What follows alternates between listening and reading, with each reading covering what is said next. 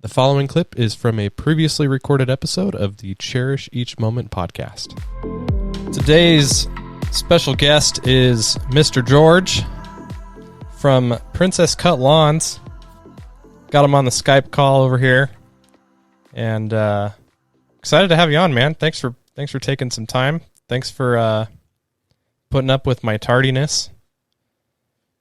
But dude, no worries, man.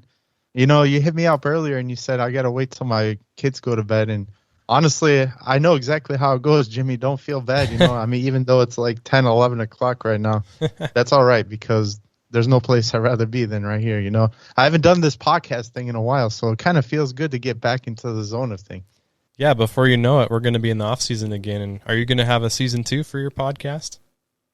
Actually, yeah, I'm glad you mentioned that because we have a couple people lined up for the freshman class. You know, our class that we had last year, we're sophomores now. You know, we finally graduated.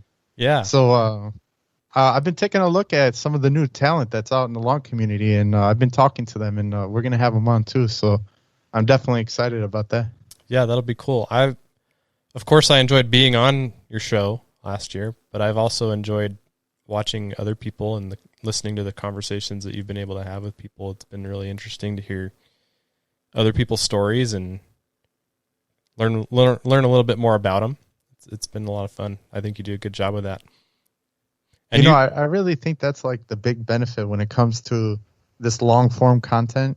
Even Alan was saying that a lot of people are listening to long form content, especially when they go to work and things like that. Yeah. And we always see our favorite lawn care creators making videos week after week after week, but we don't really get to know them on an intellectual level. Mm-hmm. And I really feel like it provides a lot of value for the hardcore fans. Yeah, totally. Yeah, there's only, and that's why I started a podcast here, is there's only so much you can fit into a video, right? You only have so much time. But with the long form content podcast style, you can ramble on as long as you really want to. and I need that. So that's why I started. You know, actually, Jimmy, I give you a lot of credit. You're doing this during the in-season, you know? And yeah, you already know making YouTube content, it's very time-consuming. It's not easy to pump out videos every week. You know, there's a lot that goes into it. So the simple fact that not only are you sticking to that weekly schedule, sometimes more I see you releasing videos, but you're also making this podcast, which is like, my hat's off to you, bud, because my plate is filled right now, and I don't know how you do it. I don't know how I do it either, to be completely honest. I feel way too busy. This might not go on too much longer. I have to slow down, pump the brakes a little bit. Yeah, because not only do you have to do the podcast, but you also got to take care of your lawn. You know, you can't let that fall behind because that's like the backbone behind everything. Yep. And out here out west, the lawns need a little bit more attention.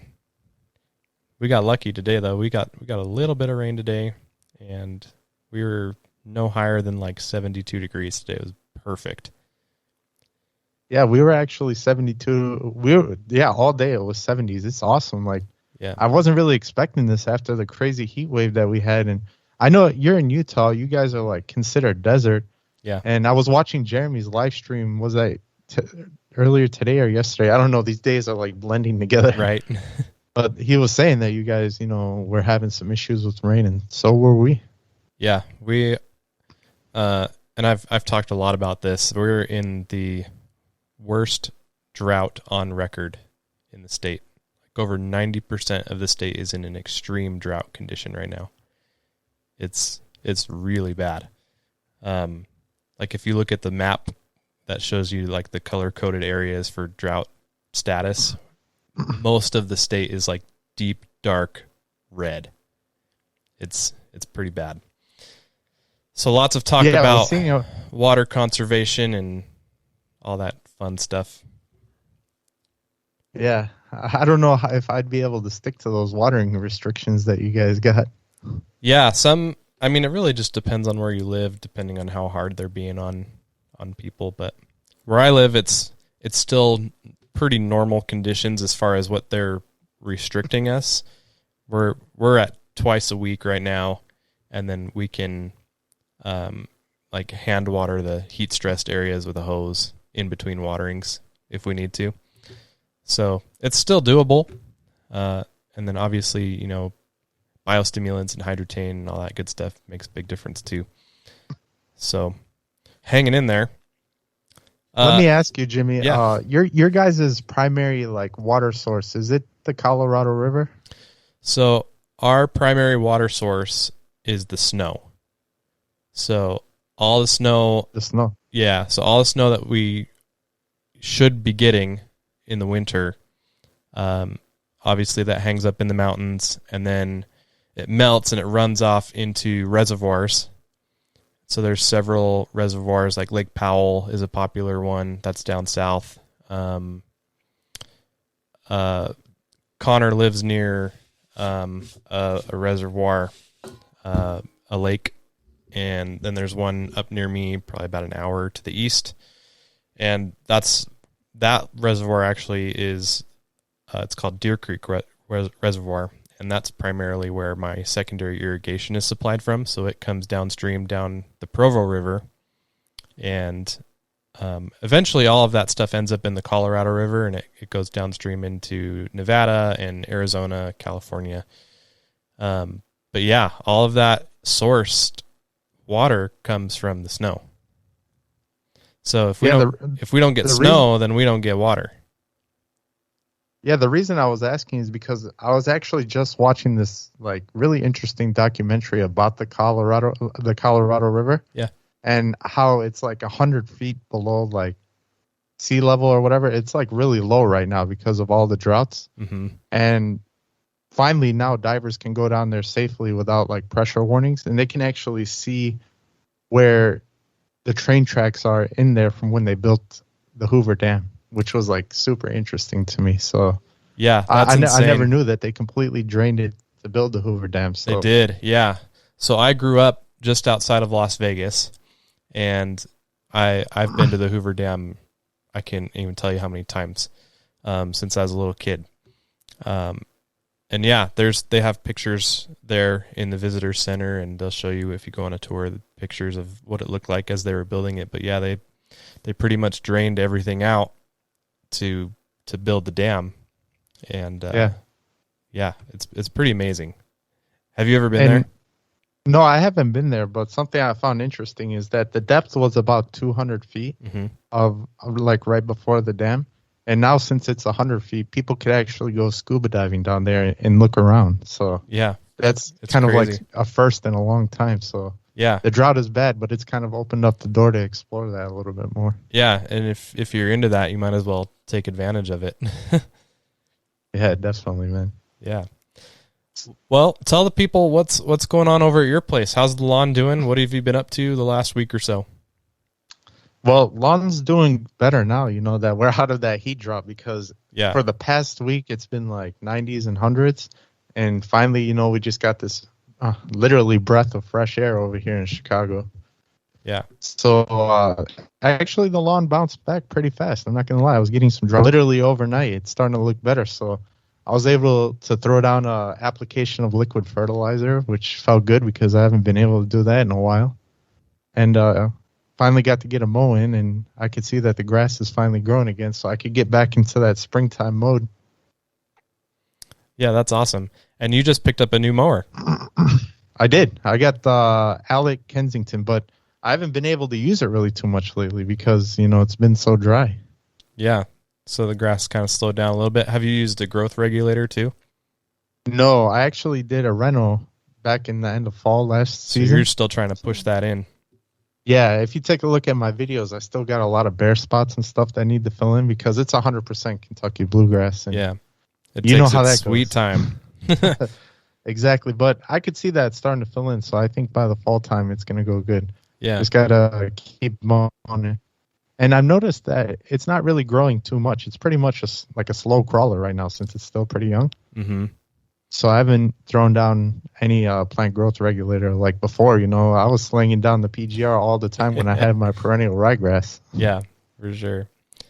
Yeah, the new Kentucky bluegrass, you don't really have to worry about it. It's slow, and yeah, you'll be fine. You threw down some KBG too, right? Yeah. So I I had an area that I killed on accident last year that I had to fill in, and that's pretty much done now.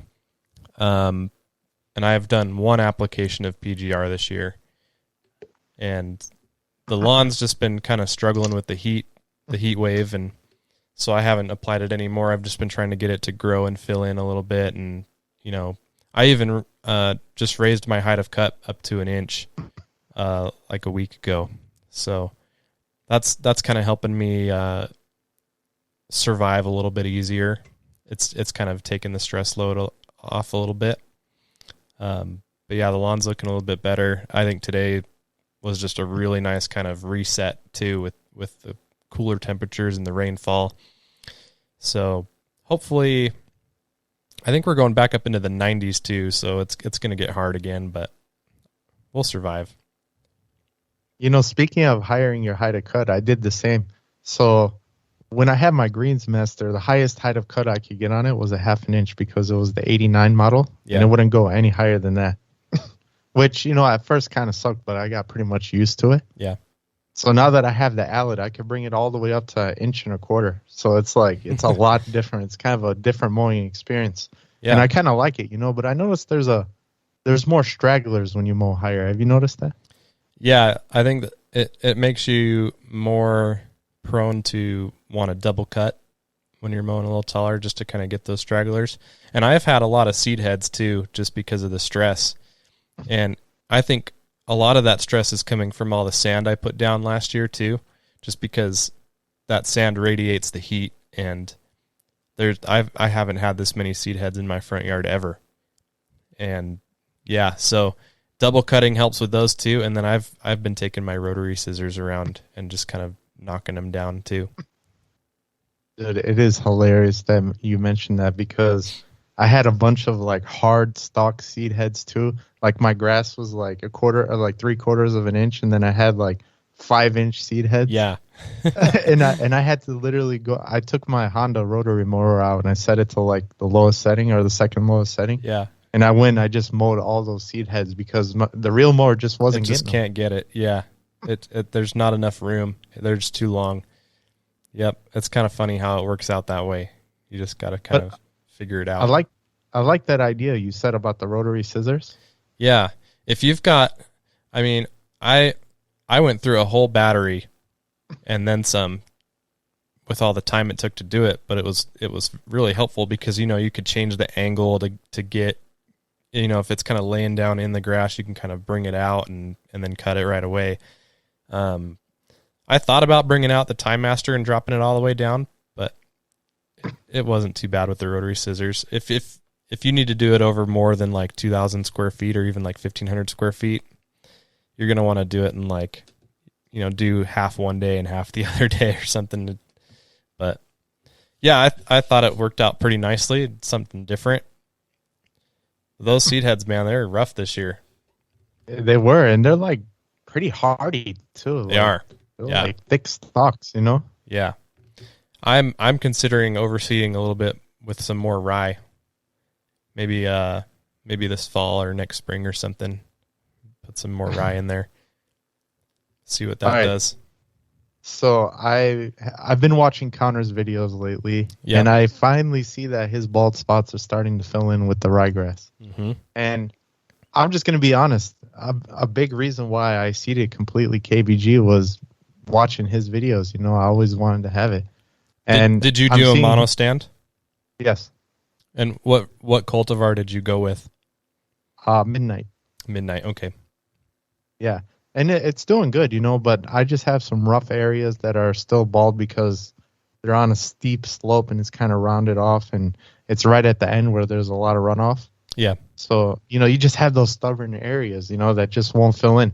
So my idea coming up this fall is seed those areas and put a seeding blanket, cut it perfectly around those areas, mm-hmm. and really dial in the irrigation so I can get some seeds to pop up over there. Nice. Have you felt any temptation to want to overseed with rye? Yes, absolutely. I have. It's always an easy solution, but right.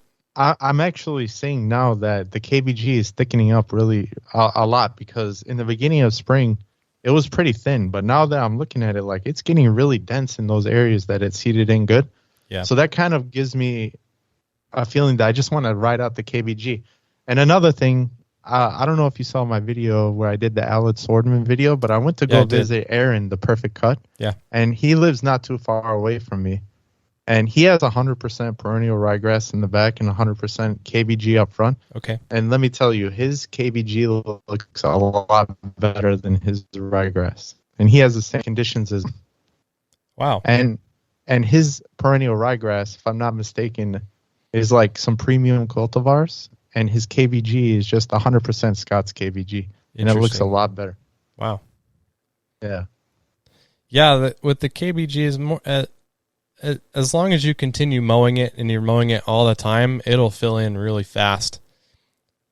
So obviously it's not going to grow as much during the summer just because it's kind of fighting to go into survival mode, and then it's like getting happy again when you water it, and then it starts checking out again. You know, it's just a constant battle through the summer. But, you know, once fall comes in and temperatures start coming down, it's going to get into a more consistent growth pattern, and as you continually mow it, you'll start to see it fill in and thicken up, and it'll be good.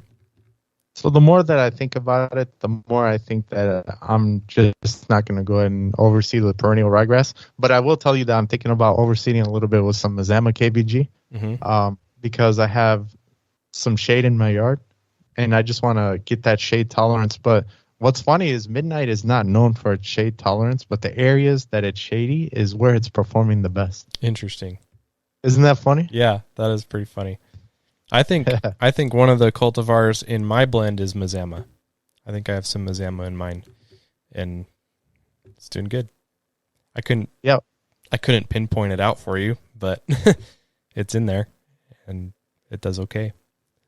Yeah, what's good about Mazama, not only does it have the shade tolerance, but it's one of the most disease-resistant cultivars too of KBG. So, and I've already been seeing some disease. You know, I've been seeing a lot of mildew, which I know is pretty normal with KBG, but you know, I just want to be proactive, you know, and try.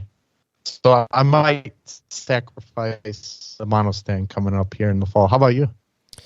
Yeah, so I think I have 4. I think the blend I bought has 4 varieties of bluegrass in it, and then 2 varieties of ryegrass. I'd have to look at the label to get specifics on that, but yeah, the only disease that I've ever had in my lawn, it's so dry out here for the most part, we don't really have disease. It's very rare, and the one I deal with when I do have any is melting out, and that's either from overwatering or just spurts of humidity. And so, and I typically only ever catch it in the front lawn on the shortcut, which is interesting. You can see the coloring a little bit better. But yeah, little bit of fungicide takes care of that pretty quick. Do you plan on overseeding more coming up in the fall? I'm still deciding what I'm gonna do. I think I might put some more rye at least in the front yard, and then I'm considering taking a section of the backyard lower. So ooh, we might be going a little lower in the backyard here this fall. So not the whole thing. You plan on doing the whole thing? Or no, not the whole thing. I can't do the whole thing. That's way too big. I don't have enough time. But my boys have been playing baseball this year, and when we're out practicing, and we usually practice in the backyard because there's more room, and you know they're hitting off of a tee right now, and you know my oldest is fielding grounders, and pop fly is pretty good, and when they're hitting ground balls off the tee, or I'm rolling them ground balls in the backyard, the grass is like 2.5 inches, the ball just dies. It doesn't roll, and it just comes to a stop pretty quick. But whenever I'm out in the front yard with them, the ball rolls wonderful. It's perfect conditions. So I'd like to get a little area, maybe 2,000 square feet, 2,500 square feet back there. Get it down to an inch probably. I've been seeing a lot of guys making greens collars lately in their lawn. Have you seen that? Yeah. Yeah. Doing some collars or even going like the bent grass route and doing an actual green. Ooh. My son wants me to do that. He wants me to have a putting green in the backyard or even in the front yard, he said too, with a cup and everything. But I told him, I was like, buddy, I got to get another mower to do that. I'm not changing my height of cut that often. It's just, it's not that easy. Oh yeah, it's just not that easy. As Ron says, it's an event changing the height of cut. It is. Yeah, absolutely it is. I'd much rather just have a mower specifically for a greens cut and a mower for everything else. So I'm going to tell you a funny story. I don't know if you know Jason Cyberlich. He has the YouTube channel where he has a green in his backyard too. So he lives up in Wisconsin, and he actually bought my Greens Master off of me. Oh, okay. But he already owns a Jacobson right now as well. Mm-hmm. But the only reason that he came and he bought my Greens Master for me is because he wanted 2 separate greens mowers so he can mow his fairway and his green. Because, like you said, it's just a hassle trying to switch those height of cuts. Yep. So now he's using the Greens Master because it has an 11 blade reel to mow his green, and then the Jacobson because it has I think 8 blade reel or something like that to mow his fairway. Yeah, and that's exactly what I would do. And for anyone listening that doesn't understand why it's such a hassle, it doesn't take necessarily too long to do. It's because of how often you need to mow, and how often consequently you would need to be changing that height of cut. So it's just not worth the tediousness of having to do that every single time, especially with greens, because with the greens, you're going to be mowing it, every day, every 2 days, and having to change the height of cut on that greens mower. Oh, I don't even want to think about it. It'll just get annoying so fast. So let me ask you, Jimmy, have you ever considered getting a residential reel mower? A residential reel mower? Because let me tell you, it's a game changer. I got to be honest with you. I think the only thing close to that I have is I just have that Sunjoe push mower. That's the only other reel mower I have. I'm saying like an Allard or a cow trimmer or something like that. Oh, and yeah, no, I haven't thought about that, to be honest. Let me tell you, it's so easy and convenient to whip those things around. Yes. If Allard had a longer or a wider blade, I'd probably be a little more enticed. But yeah, they're just too tiny. Yeah, well, I don't know. The 20H is pretty huge, man. Believe it or not. How wide is it? It's 20 inches. 20 inches? Yeah. That's not too bad. Yeah. Yeah. That's not too bad. And I've been seeing a lot of people talking about the cow trimmers too right now. I kind of want to get my hands on one of those to test one out. Yeah, I'd like to try one. I think Brett's tried one. I'm pretty sure he's tried every brand under the sun when it comes to reel mowers. But yeah, I'd like to try one of those too. Yeah, I see that reel mowers, they're like exploding in popularity right now, man. They are. We need to make this thing like I feel like soon, like give it another year or two, like half the people are going to be reel mowing their lawns again. Yeah, I can totally see that. I think, yeah, I'm getting people reaching out to me pretty regularly saying that they're reel mowing now and that they're taking their height of cut down lower. And I did a video recently talking about how I took my height of cut down from, like a normal mowing height down to real low, and people have reached out to me saying, yeah, I'm doing just what you did in your video. And like, yeah, okay, that's awesome. So yeah, I can see that trending for sure, and maybe in a couple of years it'll be a thing. So yeah, I guess if I want to get that second reel mower, I better do it now before the market's saturated and they're harder to find. Well, man, at the rate we're going, dude, everything is expensive these days. Yeah, for sure. Oh my God, I can't. It's crazy. It is. Have you seen the prices of wood lately? Yeah, they're starting to come down, it looks like, too. So that's good. Jeez, yeah, I was talking to one guy in one of the Facebook groups. He was talking about getting like a leveling drag to level his lawn. Mm-hmm. And he's like, he said, I was originally thinking about making it with 2x4s, but with the prices they are, I might as well just buy a professional full blown one. Yeah, that's true. It's crazy. Hopefully that levels out. It seems like there's supply issues and equipment issues, keeping up with supply and production. Hopefully that levels off pretty soon. Yeah, dude, totally, man. So let's talk a little bit more about this outlet mower that you've got. How long have you had it now? I've had it now for going on 2 months. Okay. And are you planning on doing a formal review on it on your channel, or have you already kind of done that with your comparison to Swordman?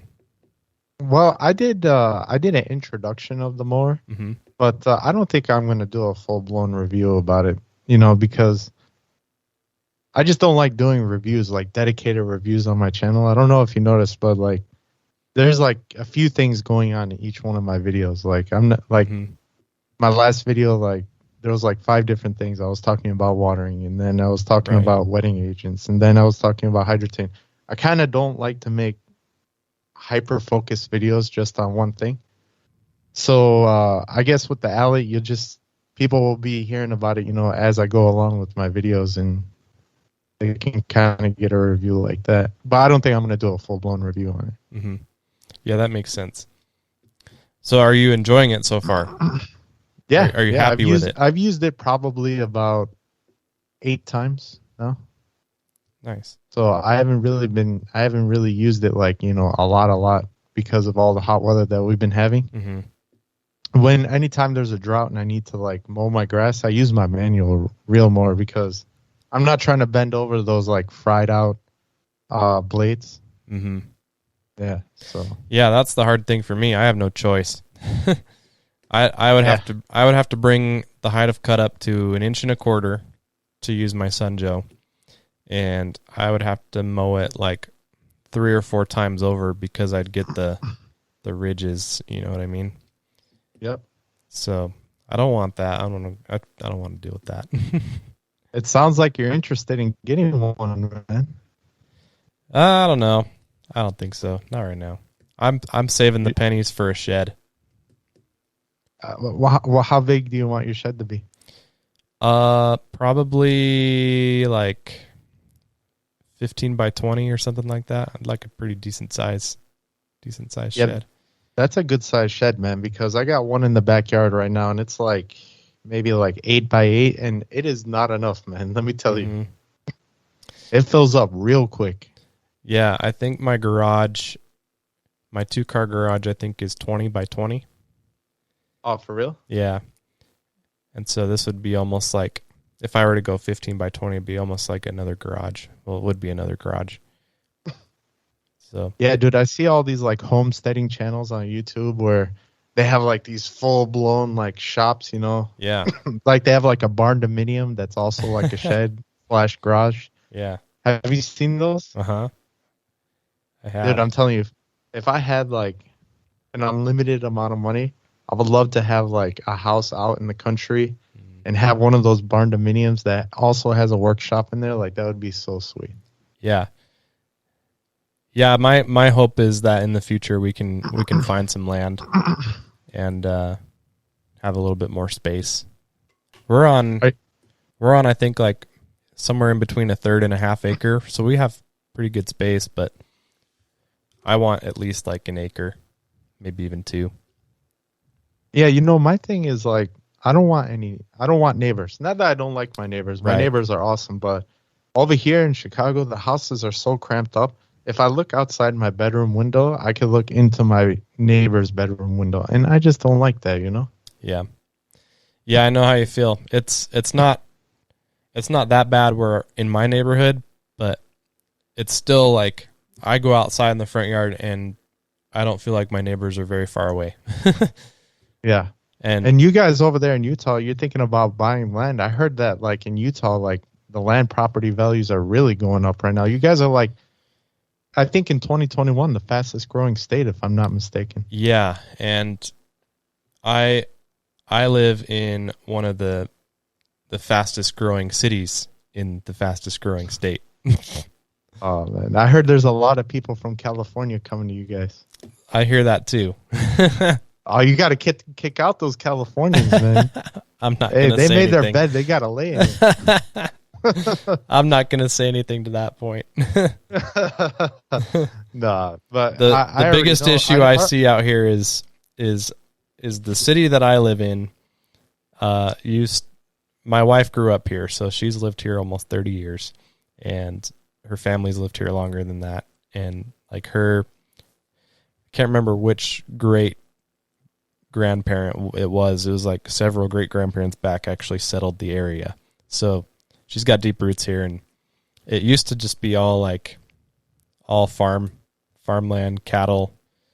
Out in the west side of town where I live, there's still a little bit of that, but those people are one by one, they're just selling their land to these builders, and then they're cramming as many houses as they can on that property.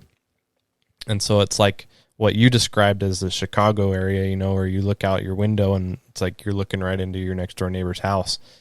You can like stand between the two houses, reach out and touch them, they're just cramming them in. And yeah, if you want a half an acre, you're looking at like $400,000 or $500,000 just for dirt. Jeez, man. Everyone says like raising property values. It's nice because my house is going up too. But what about my future generations? My kids aren't going to be able to afford it. Yeah, well, even my sister-in-law and her husband, they just got married a little over a year ago, and they've been looking to get their first house. They've been renting and saving and working really hard, and they've been struggling to find something they could afford.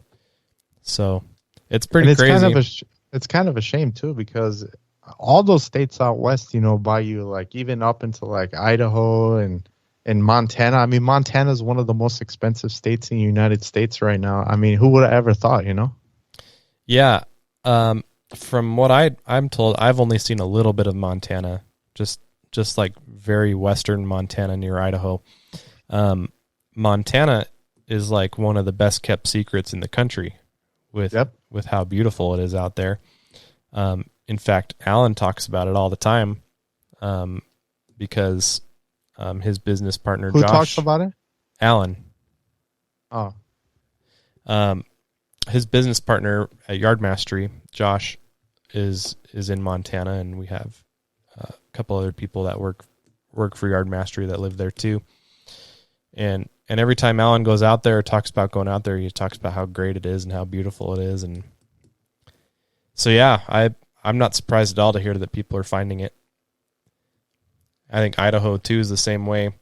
I lived in Idaho. I went to school in Idaho, and the part of southeastern Idaho that I'm familiar with is really beautiful. But they have tough winters. I'll tell you that. Oh, so you were in southeast. So you were close to Montana then. Yeah. Yep. Yeah. In fact, that's how I saw the little bit of Montana that I did.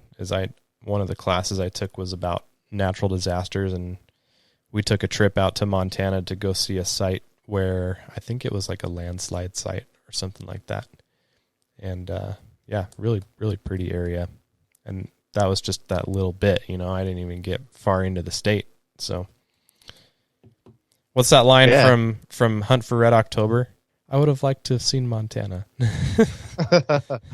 Yeah, I mean, it would be nice, man. The only problem is, like, you look at the cities like Bozeman and Big Falls. Mm-hmm. I mean, their property values, like minimum house is like $1 million over there. Yeah, that's crazy. Like, holy smokes. Yeah. Yeah, I can't do that.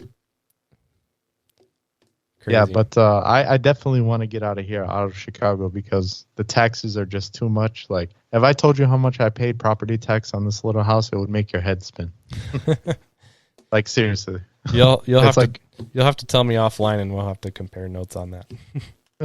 Yeah, I will, man. But it's crazy. I got to get out of here, dude. Not only that, but the crime rate here is bad. But we grow some nice grass, that's for sure. I'll say that. Hey, the grass is good. That's the most important part.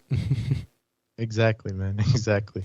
I always wondered, like, I saw Ryan Knorr, he went to Oregon to visit like the sod farms and stuff like that. Mm-hmm. Are they there in Oregon because Oregon is the best place to grow grass? So it seems like all of the grass seed comes out of Oregon and Washington.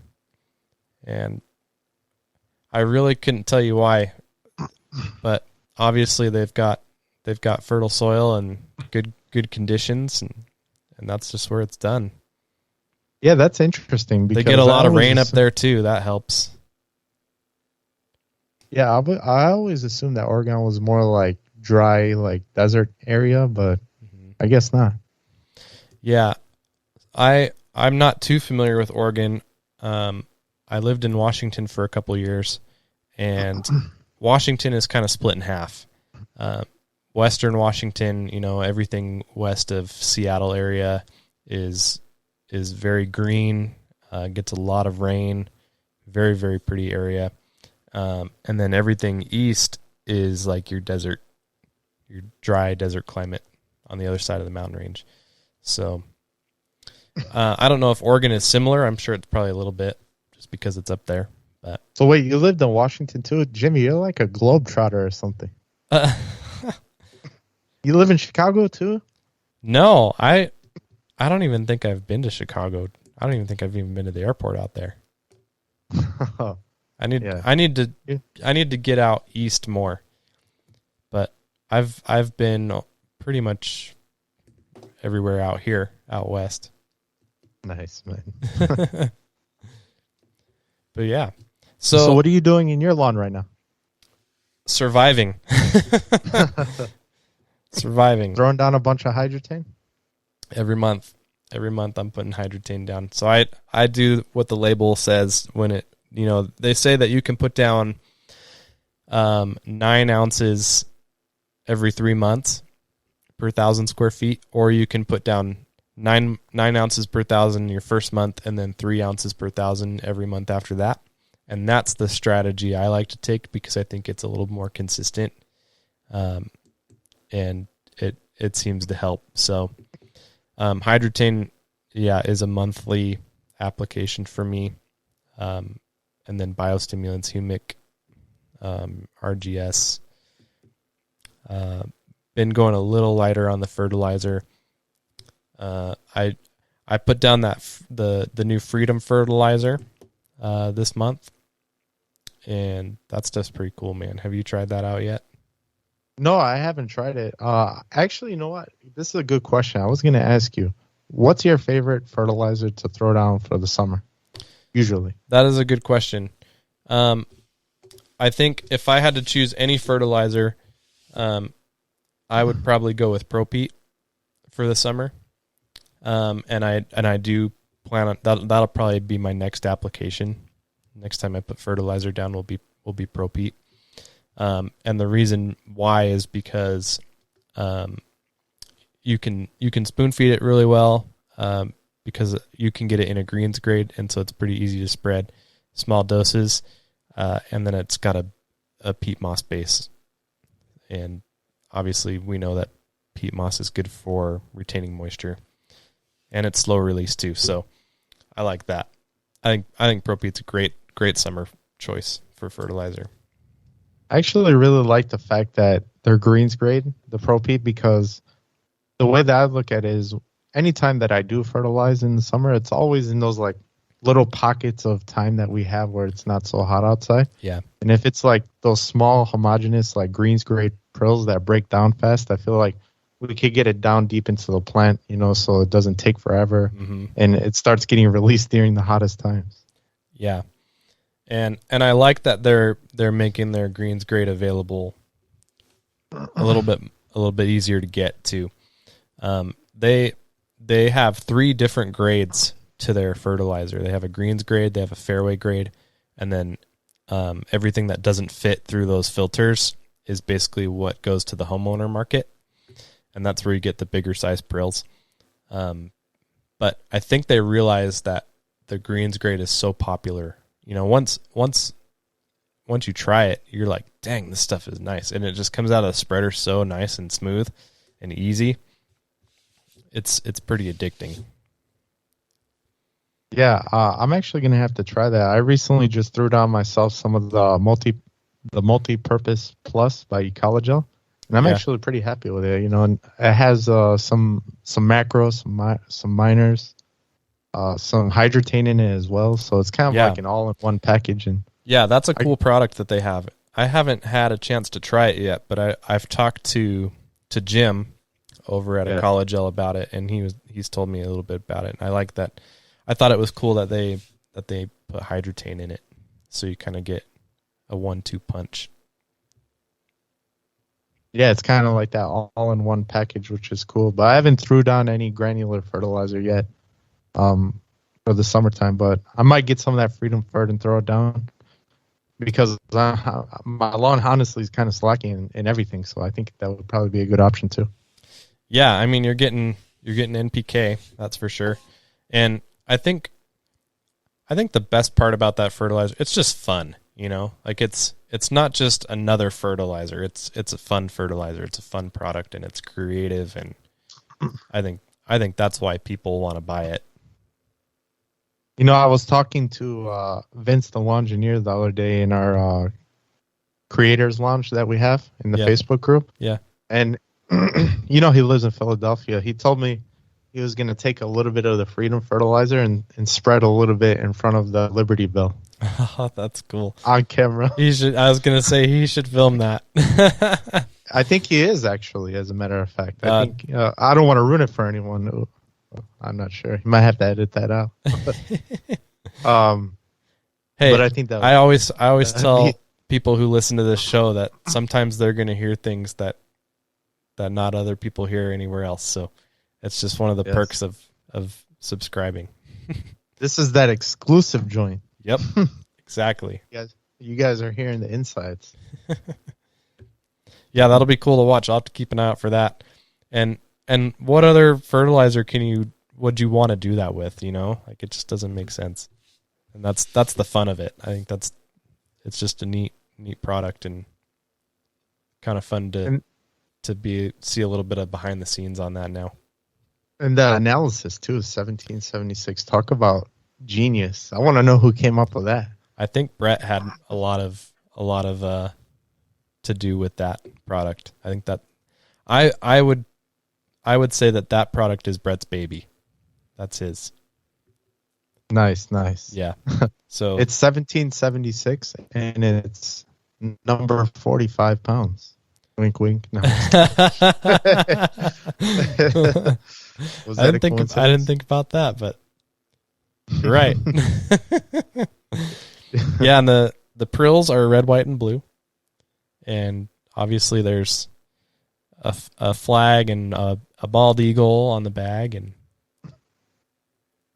it's your spread it on the holiday fertilizer.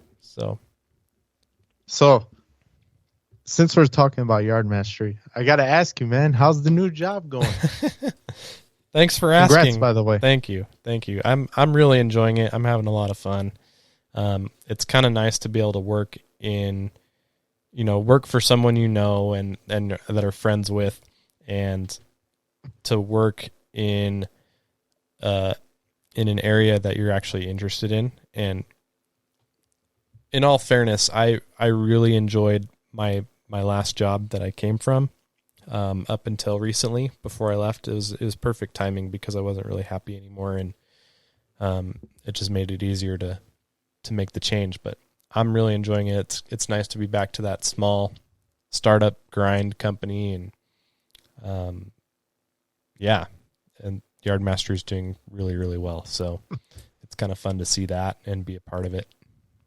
Well, Jimmy, and I know, since we're creators, there's no better feeling than to get compensated by using like your own creative skills, Mm-hmm. like just putting your own touch on things and being able to create and to see a good result. It's just like, honestly, it's one of the best feelings in the world. So I'm glad that you found a place, that you can actually use your abilities to help, the startup that, honestly, is a big, like role model for all of us. Yeah, and the nice thing too is, at my old job, everybody kind of knew that I had a YouTube channel and that I was super interested in taking care of the lawn. And it was always just kind of like either a side conversation or just something that was brought up joking around.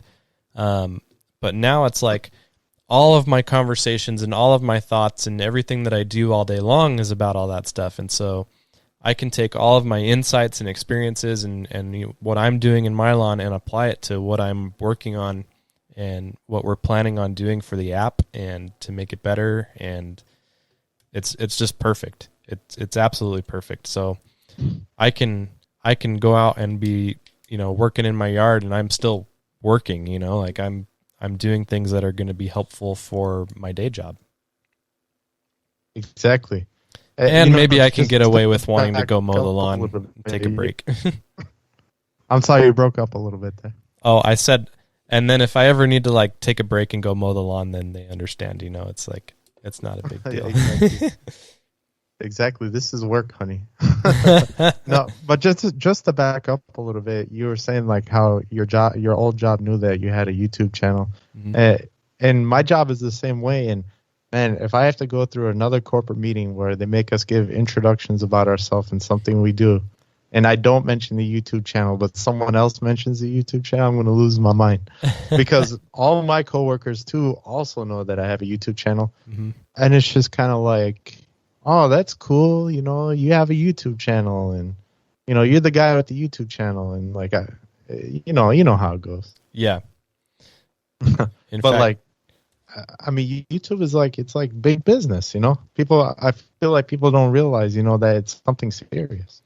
Yeah, it definitely can be. I mean, I'm sure there's a lot of people that just kind of dink around with it and don't really, put a whole lot of time into it. But, people like you and me, I don't know. I can't speak for you, but I'm putting a lot of time into my YouTube channel. I'm sure you are too. Yeah. But I'd say at least 40 hours a week. Yeah, and at the minimum. Yeah, and I'm right there with you. So for anybody that kind of wants a little insight into how much time goes into working on a YouTube channel, there you go. It's like another part-time or even full-time job. At least sometimes, especially when we're peak season. Yeah, it's tough, man. It's a lot of work, and I feel like a lot of people don't realize, that when you're a YouTube channel, you're like a one-man band, and you have to wear a lot of hats. You have to write your content, you have to script it out, you have to shoot it, you have to edit it, you have to do digital marketing, SEO on it, and then all that, and you still might not have a successful video. Right. Yeah, that's true. Which is a bummer, but it makes it all that much better when you have a video that takes off, Yeah, absolutely. Absolutely. And you've had a few of those this year. Yeah, it's been a good year. Yeah, you've been killing it this year. Probably one of the fastest growing channels on our little community this year. Well, there's a lot of people grow fast too. I mean, you had Justin last year that grew, and there's also some new guys right now that are growing like crazy fast. So, it's just it's nice. I'm humbled by it. That's for sure. Yeah, it's kind of fun to see. You pick up a couple of new channels every year, and you just kind of follow along, see how they're doing. And I remember I've been watching you since pretty much the beginning, and it felt like just a week or two. I looked at your channel and you had, a certain number, and then probably like a week or two later, I looked back and you were just like exponentially higher than what I remember. It was like, whoa, what happened? It's been cool to watch. I'm happy for you. It's been super cool. You deserve it. Your content's great. It's entertaining. It's good quality. It's good editing. It's fun to watch. Man. With the editing, a lot of people comment on my editing, and I actually just learned how to edit videos like as I was starting YouTube. If you take a look at my first videos, like they were all shot on the iPhone, hard cuts. Yep. And I really just kind of dedicated the last year of like the art of video making, and it's kind of become another hobby with me. But I used to be a DJ when I was younger, And I feel like that kind of gave me a little bit of a competitive edge when it comes to like, finessing like content and editing it. Because believe it or not, mixing music is very similar to video editing. Very similar. Yeah. From probably high school and all through college, I had a guitar in my hands and I wrote a lot of songs and had a little recording setup back then. I could plug my guitar into my computer and had a microphone, and I had a electric piano that I could do like drum beats and drum kits on it, and bass lines, and I would mix everything together, and so that kind of gave me a little bit of an insight into how to kind of think that way and layer things and transition. And yeah, but editing itself, man, you're always learning something. I think the hardest part on editing for me is just being willing to go beyond my comfort zone and try new things. You get so used to what you're familiar with and what you feel like you're good at that it's kind of hard to sometimes want to branch out. Yeah, well, it's kind of like, old people don't like to change. Hopefully we're not getting old. Sometimes my body tells me I'm getting old. But I totally hear you on that, Jimmy. Like if you take a look at some of my content, like you could see some trends on a few videos that I did. Mm-hmm. And I just kind of experimented with what worked and what didn't work, and just kind of, tried to blend it together. And some things don't work that you like, that you just have to let go. I forgot which YouTuber says that he's like a big video guy, but he said, murder your darlings. Whatever. If you love something so much in the edit, but people aren't going to react to it, just get rid of it. Yeah. Yeah. Calls it murdering your darlings. Murder your darlings. Yeah. I forgot which YouTuber it was, but I'll send you the link after this. Okay, sounds good. So what's next for you? What's on your radar? Well, I'm working with I'm working with Hunter Irrigation right now, and we're going to be rolling out a few videos here coming up pretty soon. I'll give you a little bit of a sneak peek about what's coming. You have an irrigation system, so it might not be so exciting for you. But they're rolling out this new system called the MP Stake, which is a DIY irrigation solution. And for a lot of people that don't have irrigation, even me, I remember, like Ryan Knorr has a famous video where he made like a custom DIY with all the hoses. Yeah, you seen that? Yep. So Hunter pretty much made an all-in-one solution just like that for the MP rotators. Okay. But it's more streamlined. It's a lot easier to use, and it's not so big and bulky. It's actually really awesome. I actually just saw it today. We were scripting out the video and writing a few things. They came over. So we're going to be releasing a video on that new solution, and I'm super excited about that because I think it's a really awesome product. And I'll be honest, Jimmy, products don't excite me very often. But I really think that this is going to be a game changer for a lot of people in the lawn community. So I'm excited to do this. Yeah, one thing that when I started getting more involved in the community, one thing that really stood out to me that I didn't really expect to learn was that there's a lot of people out there that don't have in-ground irrigation. And they're either doing like crazy Ryan Knorr type setups with pulling hoses around and having to tie everything in together, and or they've just got an old school oscillating sprinkler or something that they've got to move around the yard. And that just never occurred to me that there were so many people in that situation. And so, yeah, that's exciting that, companies like Hunter are coming up with solutions to get in and reach that market. And to be frank with you, I'm surprised they haven't done it sooner. Me too. Yeah. But this new solution is like really awesome. And I'm one of those guys. I don't have irrigation in my lawn. Yeah. And I mean, to install a custom irrigation system just in my front yard is like $5,000. Yeah. And it's harder to want to do it after the fact too, after you've already established a lawn, because you've got to kind of tear into that a little bit. I watched Justin do it last year, and he's had to deal with that. Now you don't even know that he even did it, but even still, it kind of hurts to watch. Yeah, and Justin's, I was talking to him about that system. I know he spent I think like 1,500 or $2,000 on that system. Yeah. And at that point, look, if there's one thing I've learned, the two worst things in the world are to dig into the ground and to work on a roof. I don't like digging and I don't like roofing. Yeah. So at that point, I'd rather just not even do it, Right.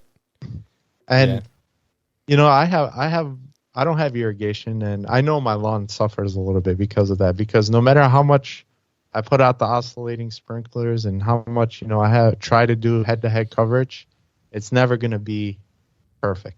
Right. Well, even if you have a in-ground system, it's not going to be perfect anyway. Yeah, but it'll be closer to perfect. It's better. Yeah, it's better. But yeah, even with my system, there's still areas, as dialed in as I can get it, there's still areas that still struggle. Yeah, so we're going to do this DIY video, and then after that, we're going to do a full-blown irrigation system install as well. Sweet. I'm excited, man. Yeah. Going to have a lot of irrigation content coming up. Well, that's awesome. There's a lot of people that need that, whether it's, the system you were just talking about, or, I had someone reach out to me even just today that had questions about putting in an irrigation system on their own, doing it by themselves without hiring out, because one, it's like you said, it's expensive, and two, everybody out here is just backed up.